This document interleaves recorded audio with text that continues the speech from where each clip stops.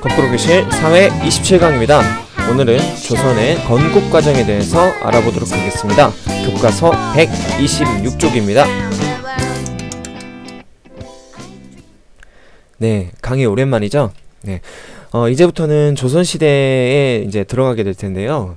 조선시대는 이제 역사적인 기록이 앞 나라들보다는 이제 많이 남아있어요. 대표적으로 보면 조선왕조실록이 있잖아요. 여러분 한 번쯤 들어봤죠? 네, 그래서 책을 통해서 교과서 말고 이렇게 나와있는 시중의 책을 통해서 조선시대에 대해서 여러분들이 공부하고자 하면 더 자세히 알 수 있어요. 그래서 일단은 교과서 내용으로 위주로 보되 선생님이 필요한 자료들은 중간중간에 또 여러분들에게 제공하도록 하겠습니다. 자, 교과서 126조. 자, 고려 말에 이제 말기의 상황에서부터 보도록 할게요. 자, 고려 말 나라 안팎은 매우 혼란스러웠다. 성리학을 공부하여 정치를 개혁하는 사람들이 나타났고, 네, 그 다음에 홍건적과 왜구를 물리치는 과정에서 새로운 무인들이 등장했다. 여러분 혹시 이 두 무리들 알고 있나요? 네, 성리학을 공부하여 정치를 개혁하는 사람들. 네, 신진 사대부였죠? 네, 신진 사대부. 그 다음에 홍건적과 왜구를 물리치어서 그 다음에 국민들에게 큰 인기를 얻었던 이 사람들은 네, 신흥 무인이라고 합니다. 신흥 무인. 그래서 이 신진사대부의 대표적인 인물은 네, 정도전, 조준 이런 사람들이고, 그 다음에 홍건적과 왜구를 물리쳐서 큰 인기를 얻었던 무인들 대표적인 사람은 네, 여기 왼쪽에 있죠. 네, 태조 이성계. 태조 이성계가 네, 조선을 세운 사람입니다. 자, 그러면 넘어가 보도록 할게요. 자, 고려말 정도전, 조준 등 신진사대부는 신흥 무인 세력인 이성계와 함께 고려 사회를 개혁하려고 했다. 왜 신진사대부들이 이 신흥 무인하고 이렇게 서로 연합을 하게 되었냐? 원래 있던 그 지배 세력이 누구였죠? 네, 아래 여기 나오죠? 네, 고문세족. 고문세족이 이렇게 주도권을 잡고 있었잖아요. 근데 신진사대부는 이런 주도권이 없었고, 그 다음에 토지도 많이 가지고 있지 않았어요.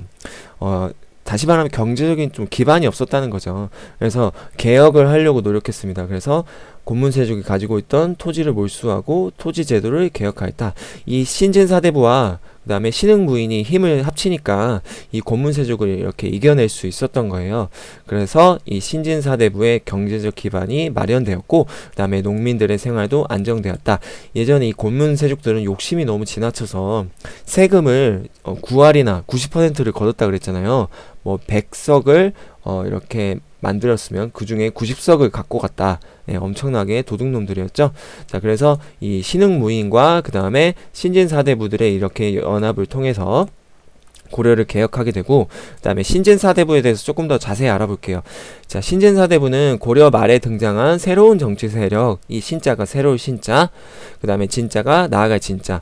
그래서 성리학을 적극적으로 받아들이고 공부했다. 이 성리학이란 것은 우주의 이런 원리에 대해서 공부하는 학문이에요. 이 조선에 가면은 이제 대표적인 성리학자들이 우리 화폐, 돈에 있습니다. 몇 원짜리일까요? 네, 1,000원짜리 태계 이황 선생, 그 다음에 5,000원짜리, 그 다음에 율곡 이희 선생, 다 성리학자들이에요. 성리학에 나왔죠? 인간의 마음과 우주의 원리를 탐구하는 유학의 한 학파. 그래서 다시 말하면 성리학은 유학이에요. 유학. 네, 유학이란 거 꼭 알아두면 되고요. 그 다음에 대부분 과거에 합격하여 벼슬에 올랐다. 네, 이들은 반원 친명, 다시 말하면 원을 멀리하고 명과 가깝게 지낼 것을 주장했다. 그 다음에 원의 간섭에서 벗어나 자주적인 개혁 정책을 펼칠 것을 주장하여 권문세족과 갈등을 겪었다. 네, 이 신진사대부는 권문세족과 모든 면에서 반대돼요. 다시 말하면 이 성리학을 적극적으로 신진사대부는 받아들였다 그랬죠. 그러면 권문세족은 반대 뭘까요? 성리학이 반대, 유학이 반대. 네, 불교죠. 그렇죠, 불교. 그 다음에 신진사대부는 대부분 과거에 합격했다 그랬죠. 그러면 권문세족은 어떻게 됐을까요? 네, 대부분 음서제도. 여러분 음서제도 기억나요? 네, 음서제도가 뭐였죠? 과거를 보지 않고도 관직에 나아갈 수 있는 그런 제도였죠. 네, 5품 이상 관리에게 주는 특혜라 그랬죠. 그 다음에 신진사대부는 원을 멀리하고 명과 가깝게 지낼 것을 주장했다. 반대로 네, 권문세족은 원을 가깝게 하고 명과 멀리 하려고 했었죠. 근데 그 당시에 중국의 상황은 이제 원은 그렇죠. 지는 해. 그 다음에 명은 새롭게 떠오른 해. 그래서 신진사대부는 이 시대적인 흐름도 잘 파악하고 있었던 거예요. 이 모든 면에서 이 신진사대부와 권문세족이 서로 반대되는 그런 정치 성향을 가지고 있었지만 이 신진사대부가 아까 얘기했듯이 신흥무인, 이성계 대표적인 이성계와 이렇게 연합을 하면서 이 권문세족을 물리칠 수 있었죠. 그 다음 넘어가 보도록 하겠습니다. 그 다음에 이제 어떻게 조선이 건국되었는지 그 과정이 이제 나옵니다. 이제 신진사대부와 이 신흥무인 세력이 정권을 이제 어느 정도 장악하는데요. 근데 이제 결정적으로 이성계가 정권을 장악한 이 사건이 위화도 회군이에요.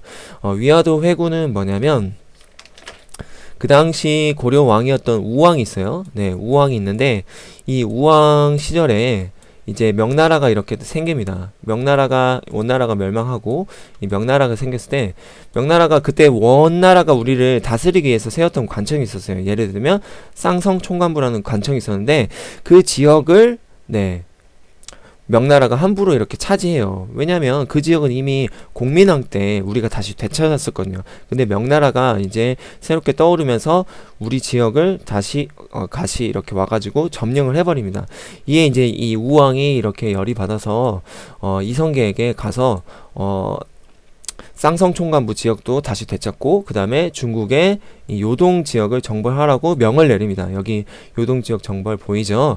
근데 이제 이성계 입장에서는 이 명나라가 우리나라랑 게임이 안 된다고 생각을 했던 거예요. 그래서 이제 맨 처음에는 요동을 정벌하러 가는 척을 했다가 다시 유턴하죠.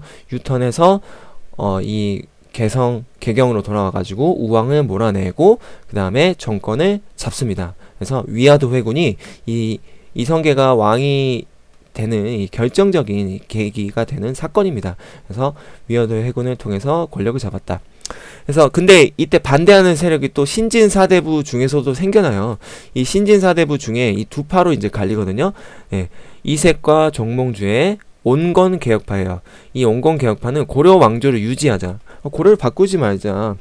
그 신하들은 충직한 신하들 이런 생각을 갖고 있어요. 신하들은 절대 두 명의 왕을 섬겨서는 안 된다.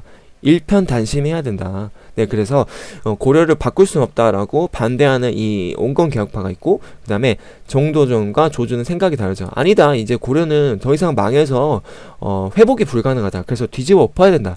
새로운 나라로 바꿔야 된다. 그래서 고려를 무너뜨려야 된다라고 새 왕조를 세워야 된다라고 이렇게 주장하는 이 두 파로 나뉩니다. 그래서 이제 이성계의 이 진영에서는 이 새 왕조 수립을 반대하는 세력을 제거해요. 대표적인 인물 정몽주를 제거하죠. 그래서 선생님 전에 얘기했을 거예요. 이성계의 5번째 아들 이방원이 이렇게 정몽주를 죽인 곳 이 선주교.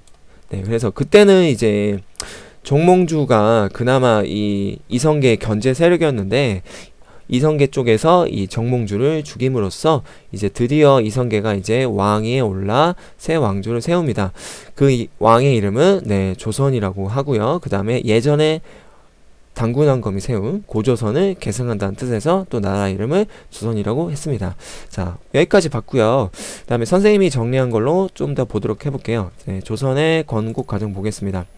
고려 말에 새로운 세력이 등장한다 그랬죠. 원래 있던 권문세족은 친원 정책이었고 그 다음에 대규모 농장을 소유해서 백성들에게 세금을 많이 거두었고 자기 이익을 위해 정치했다.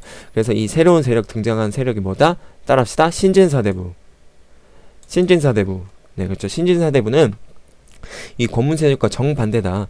권문세족은 불교를 이렇게 믿었고 그 다음에 신진사대부는 불교를 멀리하고 그 다음에 유교, 다시 말하면 성리학을 이렇게 숭상했던 그런 세력이고요. 그 다음 대부분 과거를 합격했던 똑똑한 세력이었다. 그 다음에 원은 멀리하고 명은 가깝게 했던 반원친명. 그 다음에 이 신진사대부는 두 가지 파로 나눈다 그랬어요. 자, 나라를 뒤집어 엎어버리자 하는 급진파, 정도전. 그 다음에 나라는 고려를 그대로 유지하되 나라를 개혁하는 쪽으로 가자라고 외치는 정몽주. 이 두 파로 나뉘었는데 이 신진사대부의 세력이 약했기 때문에 이 신흥무인 세력 대표적인 인물 이성계와 이렇게 서로 연합을 하죠. 그래서 선생님이 여기 보면은 이렇게 굵게 이렇게 또 네모를 쳤을 거예요. 색깔도 같게 하고. 네, 이 세력이 이제 고문세족을 이렇게 물리치고 개혁을 하기 시작합니다. 신흥무인 세력은 그 당시 홍건족, 그렇죠? 홍건족과 왜구가 우리나라를 자꾸 침략하자 백성들이 불안해 살 수가 없잖아요. 그래서 이 신흥무인 세력이 국민들의 전폭적인 지지를 받게 돼요. 다시 말하면 여러분 그 어벤져스라고 생각하면 돼요. 예, 이렇게 나라가 어지러울 때 나라를 외적들을 물리쳐주는 그런 어벤져스 역할을 했던 게 신흥무인 세력 대표적인 인물 이성계라고 보면 되겠습니다. 그 다음에 조선의 건국 과정 크게 네 가지를 보면 되는데요. 신진사대부와 그 다음에 신흥무인 세력이 성장했고, 그 다음에 위화도 회군을 통해서 이성계가 정권을 장악하고, 그 다음에 그 신진사대부에서도 온건개혁파, 네, 고려를 뒤집어 엎는데 반대했던 그 정몽주 세력을 제거했고, 그 다음에 조선을 건국했다. 네, 안의 내용은 여러분들이 앞에서 다 봤기 때문에 이 파란색 글씨만 한번 볼까요? 예, 신진사대부와 신흥무인 세력의 성장, 예, 고문세력이 불법적으로 획득한 이 토지를 다시 빼앗았다, 몰수했다. 그래서 토지를 개혁했다. 그 다음에 위화도 해군 때는 명나라가 이제 상성 총관부 지역을 함부로 차지했기 때문에 이성계에게 이제 우왕이 요동을 정벌하라고 명했지만 승산이 없다고 판단해서 이성계는 군사를 돌려 정권을 잡습니다. 이때 우왕도 이성계에 의해서 쫓겨나요. 그 다음에 온건개혁파를 또 제거했다. 그래서 이방원이 이성계의 다섯째 아들 이방원이 선주께서 정몽주 죽였고, 그 다음에 이로써 이성계가 정권의 주도권을 차지했다. 그 다음에 조선을 건국했죠. 그 다음에 왕위를 넘겨받았고, 그 다음에 조선을 계승하는 뜻에서 고조선을 계승하는 뜻에서 나라 이름을 조선이라고 했다. 네, 오늘 강의 여기까지였습니다. 조금 길었지만 여러분 잘 집중해서 들었나요? 네, 강의 듣느라 고생 많았습니다.